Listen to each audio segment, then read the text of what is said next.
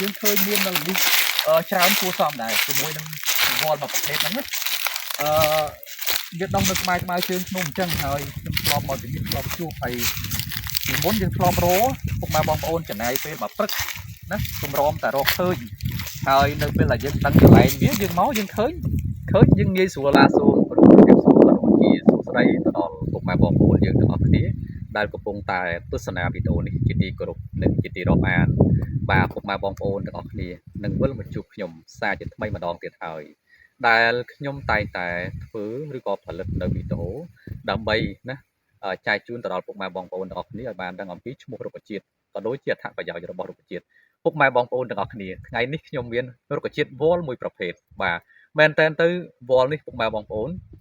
យើងអាចយកស្លឹករបស់វាណាទៅច្របាច់ហើយយើងត្រងស្លឹករបស់វាហើយយើងទុកឲ្យវាកកឬក៏ទុកឲ្យវារឹងទៅយើងអាចញ៉ាំបានហើយជាពិសេសនៅខែប្រាំងខែក្តៅអញ្ចេះពុកម៉ែបងប្អូនត្រូវមែនតើយកយើងថាចាហួយចុះដែលធ្វើពីស្លឹករុក្ខជាតិមកប្រភេទហ្នឹងទៅញ៉ាំណាហើយជាមួយដាក់ទឹកស្ករតិចដាក់ទឹកដូងតិចដាក់ទឹកកកទៅពុកម៉ែបងប្អូនឆ្ងាញ់មែនតើណាហើយដោយសារតែថ្ងៃនេះខ្ញុំមកព្រៃហ្នឹងខ្ញុំក៏ជួបជាមួយរុក្ខជាតិវល្លិមកប្រភេទហ្នឹងហើយយើងក៏នឹងធ្វើជាវីដេអូនេះដើម្បីចែកជូនទៅដល់ពុកម៉ែបងប្អូនណាដើម្បីបានដឹងអំពីអត្ថប្រយោជន៍បន្ថែមណាពីអ្វីដែលយើងយកស្លឹករបស់វាហ្នឹងយកទៅច្របាច់បាទធ្វើជាចាហួយសម្រាប់ញ៉ាំហើយយើងក៏អាចប្រើរុក្ខជាតិវល្លិធ្វើជាឱសថសម្រាប់ព្យាបាលជំងឺបានដែរពុកម៉ែបងប្អូនណាឥឡូវនេះយើងបានមកដល់ចង្កេះភ្នំពុកម៉ែបងប្អូនមែនតើទៅនៅនេះពុកម៉ែបងប្អូនឃើញហើយណា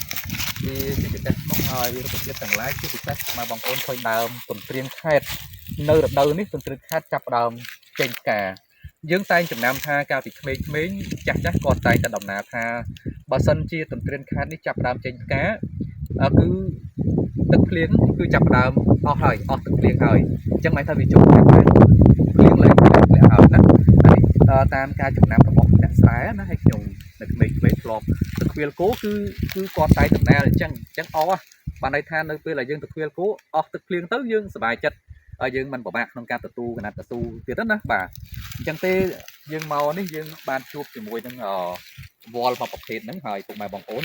ខ្ញុំនិយាយប៉ុណ្ណេះពុកម៉ែបងប្អូនខ្លះអាចកាត់យល់អាចស្មានយល់ថាវល់ឈ្មោះអីហើយពុកម៉ែបងប្អូនណាអញ្ចឹងខ្ញុំនឹងនាំពុកម៉ែបងប្អូនទៅទស្សនាជាមួយខ្ញុំយើងឃើញមាននៅនេះច្រើនគួរសមដែរជាមួយនឹងវល់មកប្រភេទហ្នឹងណាវាដុះនៅក្បែរជើងភ្នំអញ្ចឹងហើយខ្ញុំធ្លាប់មកជំនាញធ្លាប់ជួបហើយពីមុនយើងធ្លាប់រពុកម៉ែបងប្អូនចំណាយពេលមកព្រឹកណាទម្រាំតែរកឃើញហើយនៅពេលដែលយើងដឹងកន្លែងវាយើងមកយើងឃើញយើងងាយស្រួលមកឥឡូវនេះគ្រាន់តែយើងមើលកន្លែងនេះមួយពុកម៉ែបងប្អូនណាយើងចូលមកនេះមកយើងឃើញមានវាទើបតែដុះដោយសារតែកន្លែងនេះគេឈូសបាទគេឈូសធ្វើផ្លូវឥឡូវនេះវាដុះថ្មីមកពុកម៉ែបងប្អូនល្អមែនតើណាអញ្ចឹងវល់ហ្នឹងពុកម៉ែបងប្អូនឃើញរូបភាពនេះពុកម៉ែបងប្អូនប្រកាសជាស្គាល់ហើយវល់នេះយើងអាចហៅថាប្រក្រង់ក៏បានព្រះក្រង់ក៏បានដែរ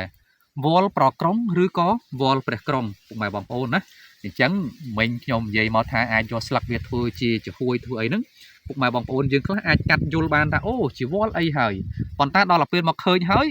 ក៏ស្គាល់ថាអូប្រក្រង់មែនតើអានេះក៏យើងអាចដកវាយកទៅដាំនៅក្បែរផ្ទះពុកម៉ែបងប្អូនណាសម្រាប់យកស្លឹកវាធ្វើចាហួយសម្រាប់ញ៉ាំបានដែរណាហើយ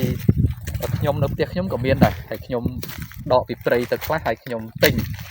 ពីផ្សារមកខ្លះហើយយើងយកមកដាំទៅវាមានអត្ថប្រយោជន៍ច្រើនដូចខ្ញុំបានបង្ហាញចឹងទីមួយយើងអាចប្រើធ្វើជាឱសថហើយទីពីរយើងអាចបេះស្លឹកវាជាពិសេសនៅរដូវប្រាំងដែលក្តៅអញ្ចេះយើងបេះស្លឹកវាយកទៅធ្វើច្របាច់ធ្វើចាហួយទៅញ៉ាំដាក់ទឹកកកដាក់ទឹកស្ករត្រជាក់ជួយឆ្ងាញ់ផ្អែមណាហើយវាជំនួយកម្លាំងបាទជំនួយកម្លាំងអូកាមេរ៉ាយើងមកនេះយើងជួបជាមួយនឹងផ្លែបាទផ្លែទឹមអូយមកចកោមនេះអស់ទៅហើយពុកម៉ែបងប្អូនណាមកគុំនេះបានឃើញមកចកោមណាដូចជាមានតែមកចកោមនឹងទេមកដើមហ្នឹងបាទហើយមើលផ្លែនេះអូផ្លែខ្លាំងណាស់អានេះមែនតើទៅបើសិនជាពេលទុំពុកម៉ែបងប្អូនបេះយកទៅបដោះបានហើយយើងឃើញវាដោះតោងជាប់ជាមួយនឹងដើមឈើនៅនេះពុកម៉ែបងប្អូនណានេះសុទ្ធតែជាប្រក្រង់ហើយណាវាជាប្រក្រង់ហើយណាមានវល់មួយប្រភេទទៀតនៅក្បែរគ្នាហ្នឹងក៏គេហៅថាវល់ក្រុងមិនមែនវល់ព្រះក្រុងទេគឺវល់ក្រុងណាអានេះពុកម៉ែបងប្អូនអានេះគេហៅថាវល់ក្រុងនេះស្វិតល្អណាស់បើយើងយកទៅក្រងស្បូវយើងយកទៅចងអុសចងអីអាហ្នឹងជាប់ល្អមែនតើវល់ក្រុងនេះហើយ វល់នេះគឺវល់ព្រះក្រុងទេវល់ព្រះក្រុងវល់ប្រក្រុងនិងព្រះក្រុងនឹងក៏ចង់ស្តៀងគ្នាដែរណាប៉ុន្តែបើយើងស្គាល់យើងសង្កេតទៅវាខុសគ្នាដោយសារតែព្រះក្រុងនេះវារាងជាបេះដូងណាព្រះក្រុងរបស់យើងក៏រាងជាបេះដូងដែរប៉ុន្តែស្លឹកវាខាងចុងនេះវាស្រួចចេះវាស្រួចណាហើយវល់ក្រុងនេះអត់ស្រួយទេណាបានន័យថាវារៀងបេះដូងហើយមូលមកអញ្ចឹងណាអញ្ចឹងខុសគ្នាណាអត់អីទេហើយយើងគាត់ថាឈ្មោះស្តៀងគ្នាហើយរូបរាងក៏ស្តៀងគ្នាដែរអញ្ចឹងតកតងជាមួយនឹងវល់ប្រក្រុងនេះយើងឃើញវាមានដុះឡើងនៅ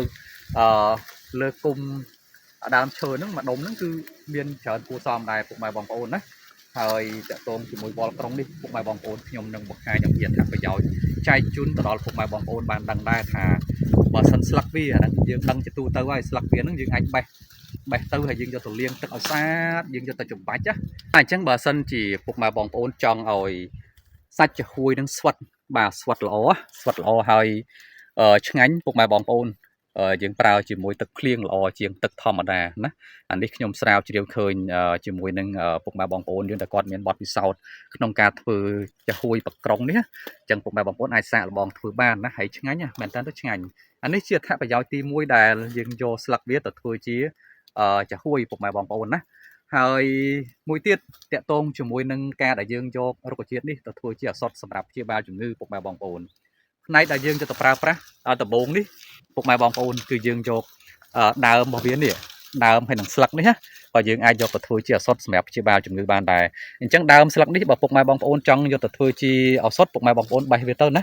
បេះវាទៅហើយពុកម៉ែបងប្អូនយកទៅលាងទឹកយកទៅអីឲ្យស្អាតពុកម៉ែបងប្អូនណាហើយពុកម៉ែបងប្អូនអាចកាត់វាជាកង់ទៅហាលឲ្យស្ងួតទៅពុកម៉ែបងប្អូនណាហើយយើងអាចយកដើមហើយនឹងស្លឹករបស់ប្រក្រុងនេះទៅព្យាបាលទី1ទៅតកតងជាមួយនឹងពុកម៉ែបងប្អូនយើងដែលស្ត្រីយើងអាចនិយាយបានថាយើងអាចប្រើជាថ្នាំសម្រាប់ជំនួយឈាមស្ត្រីហើយទី2តកតងប្រក្រុងនេះដែរក៏យើងអាចប្រើធ្វើជាថ្នាំបញ្ចុះកម្ដៅអញ្ចឹងបានន័យថាបើសិនជាយើងក្តៅខ្លួនអីយើងអាចប្រើសម្រាប់បញ្ចុះកម្ដៅបាទហើយមួយទៀតតកតងជាមួយនឹងយើងអាចប្រើធ្វើជាថ្នាំពុកម៉ែបងប្អូនណាបញ្ចុះទឹកនោមបានដែរអាហ្នឹងណាបាទមួយទៀតពុកម៉ែបងប្អូនតកតងជាមួយនឹងឫសបាទយើងនិយាយថាឫសចឹងចុះមិនបាញ់ថាមើមទេពុកម៉ែបងប្អូនខ្លះហៅមើមក៏បានហៅឫសក៏បានដែរយើងអាចជីកឫសរបស់វានេះពុកម៉ែបងប្អូនយកទៅលាងទឹកឲ្យស្អាតណាហើយយើងកាត់ជាកង់អីកច្រាមឲ្យយើងហាលឲ្យស្ងួតទៅយកទៅដាំទឹកផឹកពុកម៉ែបងប្អូនណាតែចឹងទេយើងអាចព្យាបាលក៏អាចបញ្ចុះទឹកនោមបានដែរជាមួយឫសរបស់ដើមប្រក្រុងនេះណាហើយទី2គឺតកតងជាមួយពុកម៉ែបងប្អូនយើងដែលមានស្លេះអាហ្នឹងវាជួយកាត់ស្លេះដែរតកតងមួយឫសប្រក្រុងនេះហើយទី3ពុកម៉ែបងប្អូនយើងដែលក្អកហើយគ្រុនចាញ់ក៏ត្រូវដែរហើយជាមួយអាចញ៉ាំឫសរបស់វាទឹកថ្នាំឫសហ្នឹងគឺធ្វើឲ្យយើងហូបបាយបានដែរពុកម៉ែបងប្អូនណាហើយ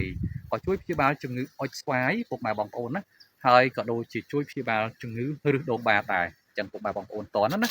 អាហ្នឹងមានប្រយោជន៍ណាយើងឃើញថាបន្ទាប់ពីស្លឹកវាយើងយកទៅធ្វើជាចាហួយក៏យើងអាចប្រើវាជាថ្នាំបានដែរណាសម្រាប់ព្យាបាលជំងឺកម្រិតនៃការប្រើប្រាស់វិញយើងអាចប្រើពី50ទៅ100ក្រាមបាទអត់បញ្ហាទេចំពោះវល់ប្រក្រុងនេះពុកម៉ែបងប្អូនណាវាមិនមានប៉ះពាល់អីទេយើងអាចប្រើច្រើនបានណាមែនតើទៅមិញនេះពុកម៉ែបងប្អូនយើងឃើញមានទេកំពុងតែក្តាប់ច្រើនណាយើងមិញណាហើយខ្ញុំ